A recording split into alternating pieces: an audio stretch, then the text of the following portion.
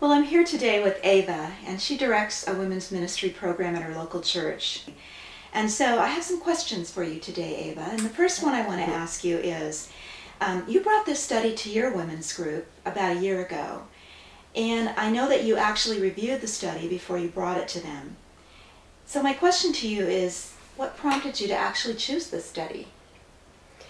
Well, initially I was really excited because I knew the author, and I thought, how fun is that to be able to do a study and have the author do it with us. But of course, you know, being in women's ministry, I wanted to make sure that the book was okay. So I got it, and I started the study on my own, and I think it was probably within a few days where I was no longer previewing it, but just doing the study and growing closer to the Lord as a result. So it became my personal journal, it became my personal study of Jesus' life, and I knew immediately this was a study that our ladies were going to do. So what started off as a preview to make sure you didn't write anything that is wrong or bad or anything like that, that's why I just fell in love with the study.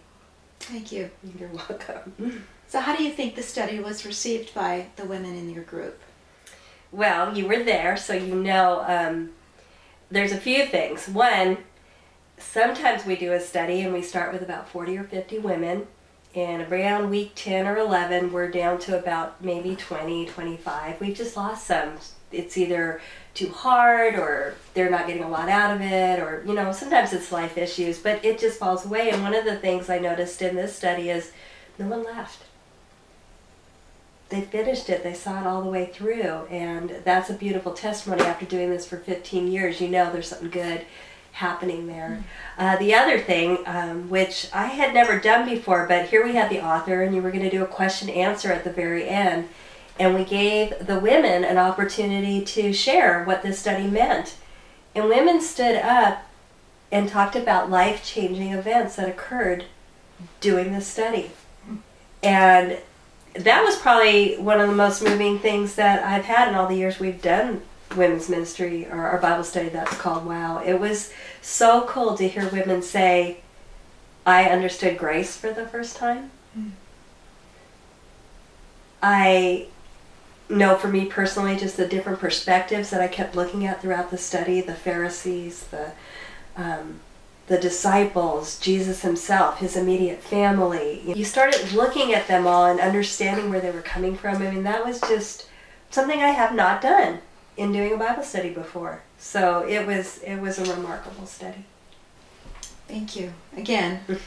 So what do you think it was about this study, or what do you think it is about this study that can help other women and maybe men in their own journey to see Jesus as they go through the Gospel of Mark? We heard so many different comments of the challenge of the study and what it did to them. And I remember even for me myself, I love how each week you always took us to the place that Mark was talking about at this point, and who was there. The disciples were there, the Pharisees were there, Jesus was there, maybe Jesus' family was there. And I started looking at other people's perspectives and understanding where they were coming from. And I love that. I love getting into people's heads and understanding how they are experiencing him, and even Jesus. This book has become a commentary on Mark for me. I have notes. I don't know if you can see this, but this is my book. This is a typical page for me, but this is me, and I do things cover to cover, and then I write comments on the side, and I have prayers in here. I mean, it became a journal. It became a commentary on Mark. It's something I go back and refer to as I like to write devotions for people who are going through things. So I look for scriptures, and then I remember what I thought and wrote about it from this. So it's been a tool for me. And I say that, I don't say this lightly, because I've done a lot of studies, and I pick some of them up once in a while, and I can't remember what they were about. I think that's one of the things that I've learned in the study myself as I was writing it, is that I just fell in love with him all over again. I've been a Christian for many, many years, taught lots of Bible studies, but just meeting him anew just was an amazing experience. I'll never be the same.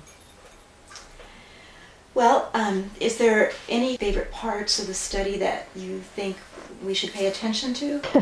I love the humanity in it. I love the frailties, the mistakes.